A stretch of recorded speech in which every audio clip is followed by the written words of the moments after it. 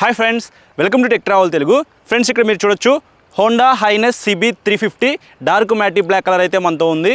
ఈ వెహికల్కి సంబంధించిన ఎగ్జాక్ట్గా ఆన్ రోడ్ ప్రైస్ ఎంత, స్పెసిఫికేషన్స్ ఏంటి, అలాగే ఇప్పుడు ఈ వెహికల్ నేను రైడ్ చేస్తాను, నా రైడ్ ఎక్స్పీరియన్స్ కూడా ఈ వీడియోలో మీకు షేర్ చేస్తాను. మీరు స్కిప్ చేయకుండా లాస్ట్ వరకు చూడండి. ఫస్ట్ స్పెసిఫికేషన్స్ గురించి చూద్దాము. ఇంజిన్ విషయానికి వస్తే ఎయిర్ కూల్డ్ 348cc BS 6.2 ఇంజిన్తో లభిస్తూ ఉంది. 22 PS పవర్, 30 Nm టార్క్ అయితే ఈ ఇంజిన్ జనరేట్ చేసింది. పెర్ఫార్మెన్స్ ఎలా ఉంది ఏంటి అనేది నేను రైడ్ చేసేటప్పుడు మాట్లాడతాను. అలాగే ఓపెన్ చైన్తో లభిస్తూ ఉంది. ఇక్కడ మీరు చూడొచ్చు, మనకి చైన్ అయితే పూర్తిగా ఓపెన్ చేసింది కాబట్టి ఎవ్రీ 500 కిలోమీటర్స్కి మీరు చైన్ అయితే క్లీన్ చేసుకోవాలి, లేకపోతే త్వరగా చైన్ పాడైపోయే అవకాశం అయితే ఉంది. ఇంకా 5 స్పీడ్ మాన్యువల్ ట్రాన్స్మిషన్ ఇచ్చారు, అంటే ఇందులో 5 గేర్లు అయితే ఉంటాయి. బ్రేక్స్ విషయానికి వస్తే ఫ్రంట్స్ అయినా బ్యాక్స్ అయినా డిస్క్ బ్రేక్లు అయితే ప్రొవైడ్ చేశారు. ఫ్రంట్ 310mm పెద్ద డిస్క్ అయితే ఇచ్చారు. నిస్సిన్ బ్రేక్ క్యాలిపర్స్తో లభిస్తూ ఉంది. అలాగే ABS కూడా ఉంది ఫ్రంట్స్ అయినా. బ్యాక్స్ అయినా 240mm డిస్క్ బ్రేక్ ఇచ్చారు.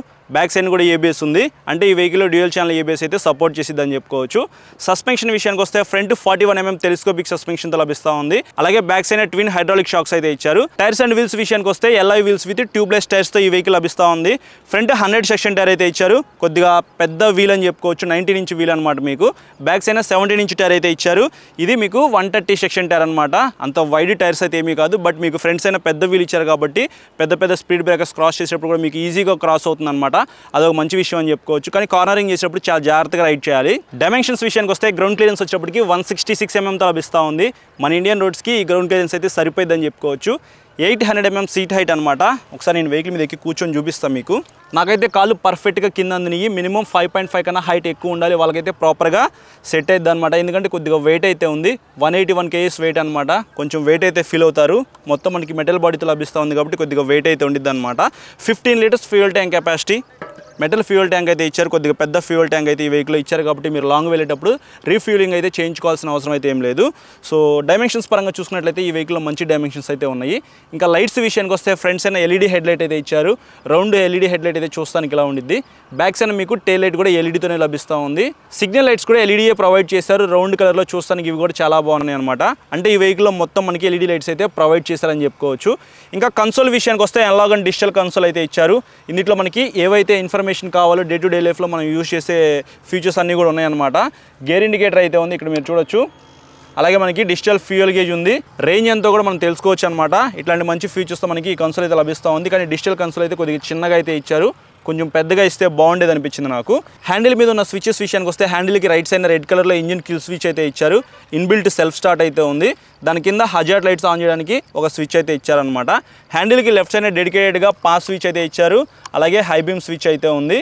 దాని తర్వాత నావిగేషన్ స్విచెస్ అయితే ఉన్నాయన్నమాట. దాని కింద హార్న్ అయితే ఉంది. ఇంకా కింద చూసుకున్నట్లయితే సిగ్నల్ లైట్ స్విచ్ ఉంది.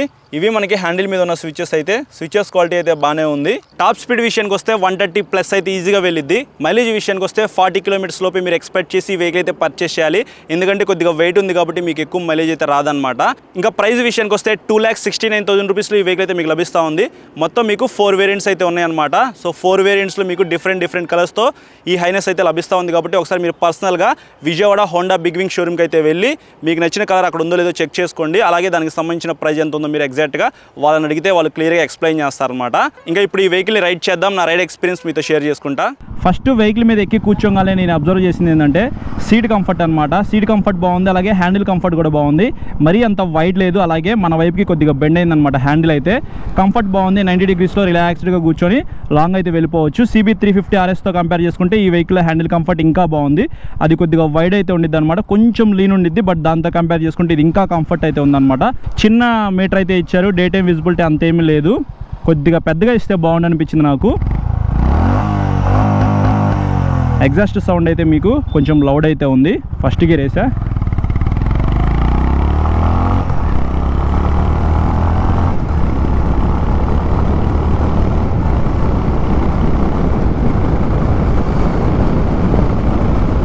పికప్ అయితే బాగానే ఉంది, మీకు పవర్ ల్యాగ్ అయితే ఎక్కడా లేదు.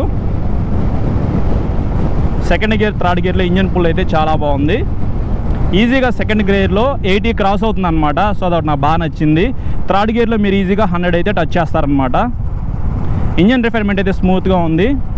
క్లచ్ కూడా మీరు సింగిల్ ఫింగర్తో ప్రెస్ చేయొచ్చు. క్లచ్ స్మూత్గా ఉంది. అలాగే మీకు ట్రాన్స్మిషన్ కూడా బటరీ స్మూత్ అనమాట. గేర్లు వేసేటప్పుడు కానీ తీసేటప్పుడు కానీ ప్రాబ్లం అయితే ఏమీ లేదు. ఇక్కడ మీరు చూడొచ్చు, స్మూత్గానే మీరు డౌన్ చేయొచ్చు గేర్లు అయితే.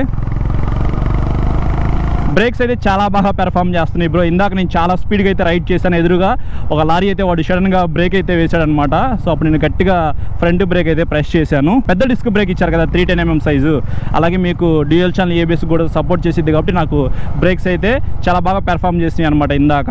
సో అదొకటి మంచి విషయం అని చెప్పుకోవచ్చు. బ్యాక్ సైడ్ 240mm డిస్క్, పెద్ద డిస్క్ అయితే ఇచ్చారు. మీకు ఇది వెయిట్ కొద్దిగా ఎక్కువ ఉంటుంది అనమాట, 181 kgs వెయిట్. కాబట్టి ఇంత వెయిట్ని ఆపాలంటే ఖచ్చితంగా పెద్ద డిస్క్ బ్రేక్లు అయితే ఇవ్వాలి, ఇచ్చారు కూడా. సో అవి చాలా బాగా పెర్ఫామ్ చేస్తూ ఉన్నాయి. సస్పెన్షన్ అయితే చాలా స్మూత్గా ఉంది, 41mm టెలిస్కోపిక్ సస్పెన్షన్ అనమాట. సో మీరు ఎప్పుడైనా ఆఫ్ రోడ్లోకి వెళ్ళారనుకో, వెళ్తూ ఎక్కడైనా మట్టి రోడ్ వస్తే మీకు బంప్స్ కూడా అంత తొందరగా తెలియదు అనమాట, స్మూత్గా ఉంది. బ్యాక్ సైడ్ మీకు 2 షాక్స్ అయితే ఇచ్చారు, వాటిని మీరు కావాలంటే అడ్జస్ట్ చేసుకోవచ్చు. 800mm సీట్ హైట్ కాబట్టి ఎవరైనా షార్ట్ రైడర్స్ ఉంటే మాత్రం, వెయిట్ ఉంది కాబట్టి మోయలేని వాళ్ళు కొద్దిగా హైట్ అయితే తగ్గించుకోవచ్చు అనమాట. టైర్స్ గురించి మనం ప్రత్యేకంగా మాట్లాడుకోవాలి. CB350 RS అయితే ఇందాకే రైడ్ చేశాను అనమాట. దాంట్లో మీకు కొద్దిగా వైడ్ టైర్స్ అయితే ఉన్నాయి. దీంట్లో సేమ్ ఫ్రంట్ 100/90 19 ఇంచ్ టైర్ అయితే ఇచ్చారనమాట. సో సేమ్ టైర్ అని చెప్పుకోవచ్చు. కానీ ఇది బ్యాక్ సైడ్ 130 సెక్షన్ టైర్ మాత్రమే ఇస్తున్నారు, దాంట్లో 150 సెక్షన్ టైర్. అది బ్లాక్ ప్యాడెడ్ టైర్స్ అనమాట, కానీ ఇది నార్మల్ టైర్స్ అయితే ఇచ్చారు. సో ఆ టైర్స్తో కంపేర్ చేసుకుంటే ఇవి కొంచెం సన్న టైర్లు అనమాట. లాంగ్ వెళ్ళడానికి బాగుంటుంది, కొంచెం మైలేజ్ ఎక్కువ ఇచ్చే అవకాశం అయితే ఉందన్నమాట. ఈజీగా ఒక 35 నుంచి 40 మీరు రఫ్గా ఎక్కువగా స్పీడ్గా రైడ్ చేస్తే 35 to 37 కిలోమీటర్లు అయితే ఇచ్చి ఓవరాల్గా 40 కిలోమీటర్లు ఎక్స్పెక్ట్ చేసి వెహికల్ అయితే మీరు పర్చేస్ చేయండి, వెయిట్ ఉంది కాబట్టి. ఇంకా లైట్స్ గురించి మాట్లాడుకున్నట్లయితే ఫ్రంట్స్ అయినా బ్యాక్స్ అయినా మనకి LED లైట్స్ అయితే ఇచ్చారు. నైట్ టైం విజిబిలిటీ అయితే బాగానే ఉండిద్ది, కొద్దిగా బ్యాటరీ అయితే సేవ్ చేయొచ్చు అనమాట. ఇప్పుడు వచ్చే అన్ని వెహికల్స్లో కూడా మనకి LED లైట్స్ అయితే ఇస్తున్నారు కదా.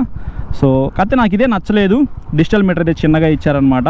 కీ అయితే చాలా బాగుంది, ఇక్కడ మీరు చూడొచ్చు కీ డిజైన్ అయితే బాగుంది. సో ఇక్కడ మీకు స్పీడోమీటర్ దగ్గర కీ పొజిషన్ అయితే ఇచ్చారు. సో ఇక్కడ మీకు 15 లీటర్స్ ఫ్యూయల్ ట్యాంక్ కెపాసిటీ అనమాట, మెటల్ ఫ్యూయల్ ట్యాంక్ అయితే ఇచ్చారు. అలాగే మీకు ప్యాసింజర్ ఫుట్ రెస్ట్ కూడా మెటల్ అయితే ఇచ్చారు. ఫిట్ అండ్ ఫినిషింగ్ అయితే బాగుంది, బ్రేక్స్ బాగా పడుతున్నాయి, సస్పెన్షన్ బాగుంది, క్లచ్ స్మూత్గా ఉంది, ట్రాన్స్మిషన్ కూడా బాగుంది. ఒకసారి మీరు రైడ్ చేయండి బ్రో, మీకు అర్థమైపోయింది. సో రాయల్ ఎన్ఫీల్డ్కి ఖచ్చితంగా ఈ వెహికల్ కాంపిటీషన్ అయితే ఇస్తుంది అనమాట.